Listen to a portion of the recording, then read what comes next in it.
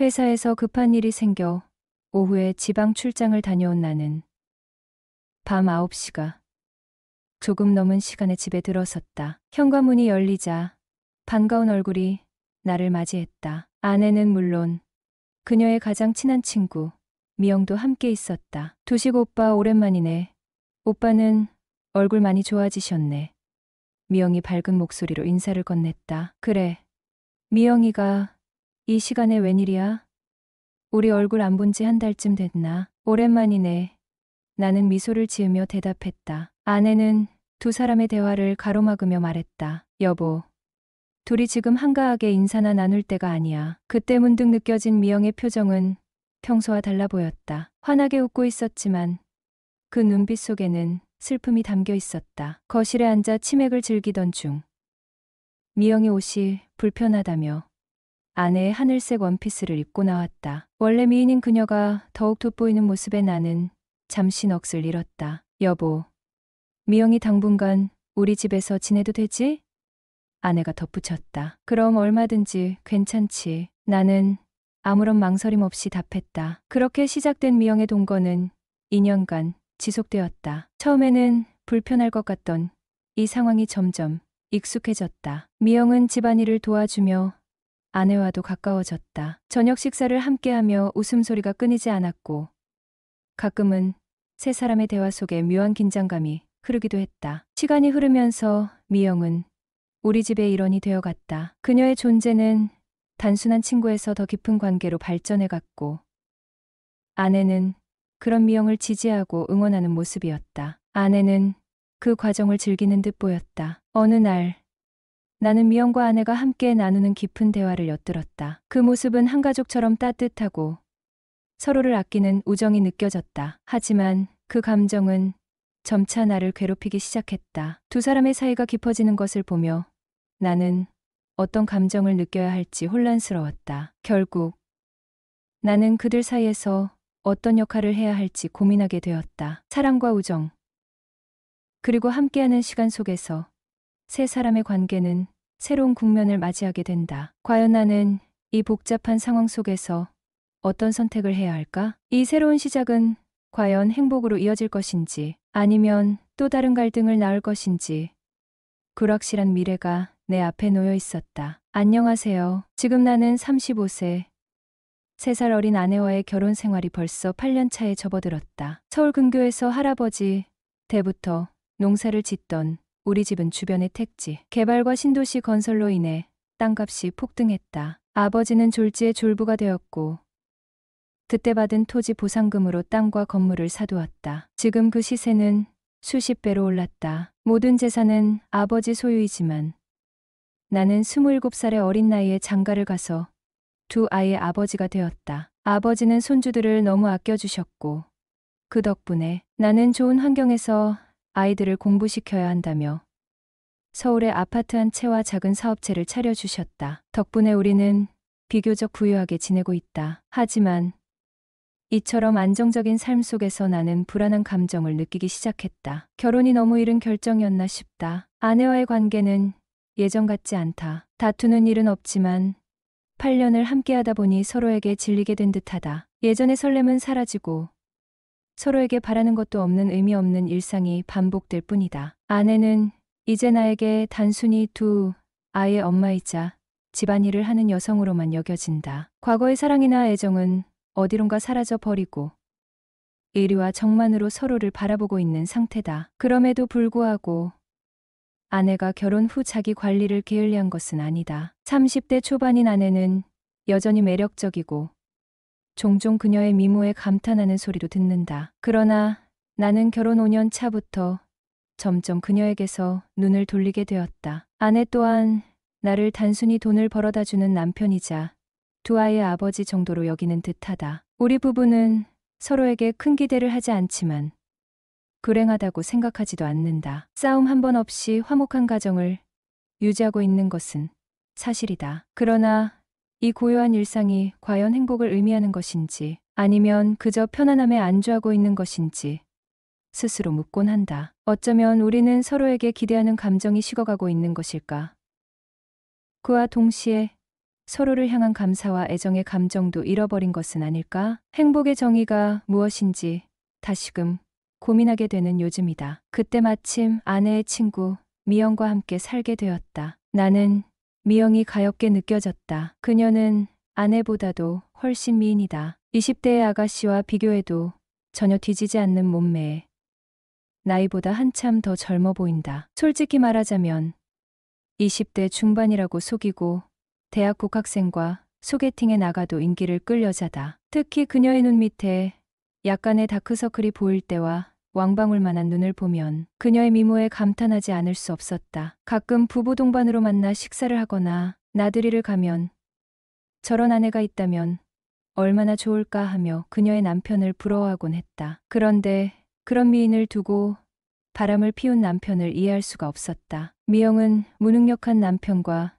노후 준비가 전혀 되어 있지 않은 시부모님, 그리고 자식에게 의지하는 집안에서 힘든 시간을 보내고 있었다. 게다가 얼마 전 남편의 외도로 인해 집을 나왔다. 아내와 가까운 사이인 그녀는 친정 상황이 좋지 않아 의지할 곳이 마땅치 않았다. 그래서 며칠 동안 숙소에서 지내다가 아내와의 연락이 닿아 우리 집에서 함께 지내게 되었다. 문제는 그녀와 함께 지내다 보니 내 마음속에 묘한 감정이 생겨났다는 것이다. 젊은 시절 너무 이쁜 아가씨와 썸을 타던 그 긴장되는 순간처럼 미영과의 관계에서 가슴이 두근두근 해오기 시작했다. 아내와의 결혼 생활에서 더 이상 그런 느낌을 받을 수 없다고 생각했는데 미영과의 동거는 내 일상에 큰 자극이 되었다. 그렇게 가슴이 뛰고 설레는 기분은 오랜만이었다. 일상이 지루하게만 느껴졌던 내 삶에 다시금 젊은 시절의 감정을 불러일으키는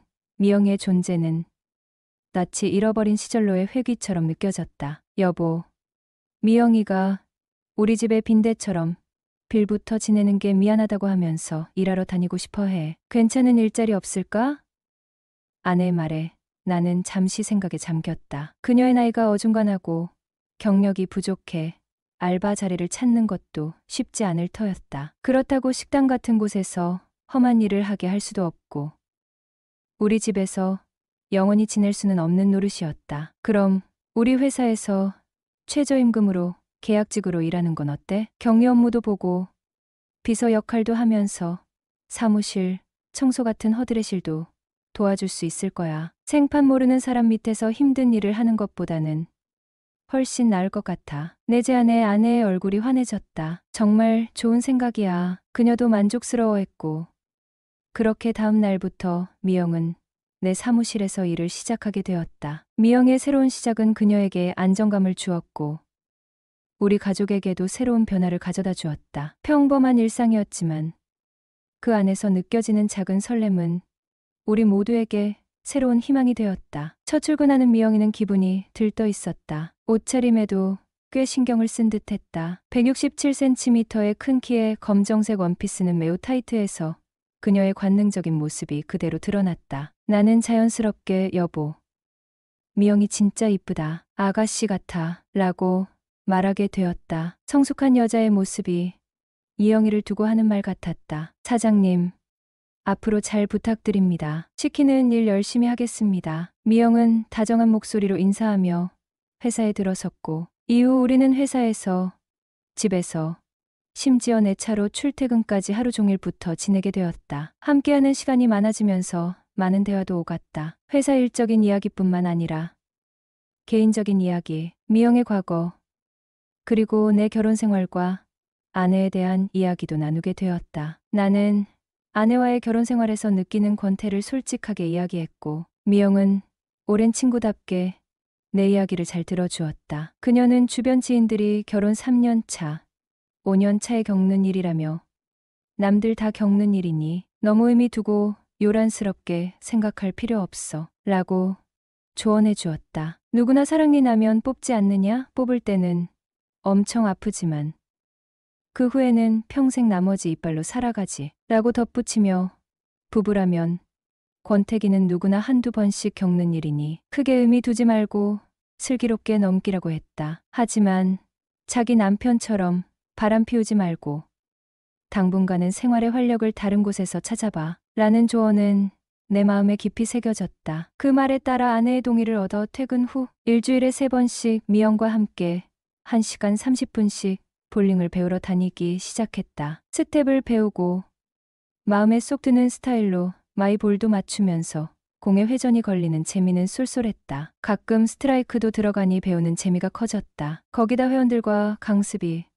끝난 후 시원한 치맥 한 잔을 나누면 세상 부러울 게 없었다. 볼링 회원들은 미영을 내 아내라고 생각했다. 아내 친구라고 말하면 이상하게 여길까봐 굳이 설명하지 않았다. 언제까지 강습받을지도 모르고 생판 모르는 사람들에게 아내 친구가 돌싱이라고 형편이 좋지 않아 우리 집에 얹혀 살고 있다는 이야기를 할 수는 없었다. 그냥 아내 친구라고 하니 그런가 보다 했고 나는 그걸로 충분했다. 결국에는 얼마 가지 못해 걱정했던 일이 벌어지고 말았다. 한 달에 한 번 가지는 볼링 모임 회식 후 집으로 돌아가는 길에 우리는 마음에 이끌려 집으로 곧장 가지 않았다. 아내 얼굴을 보기에도 미안했고 한 집에 함께 사는 게 신경 쓰였다. 이러다간 더 큰 사달이 나겠다 싶어 아내에게 미영을 집에서 내보내는 게 어떨까고 말했더니 아내는 말도 안 되는 소리, 오갈 데 없는 애를 함께 지낸 지 얼마나 되었다고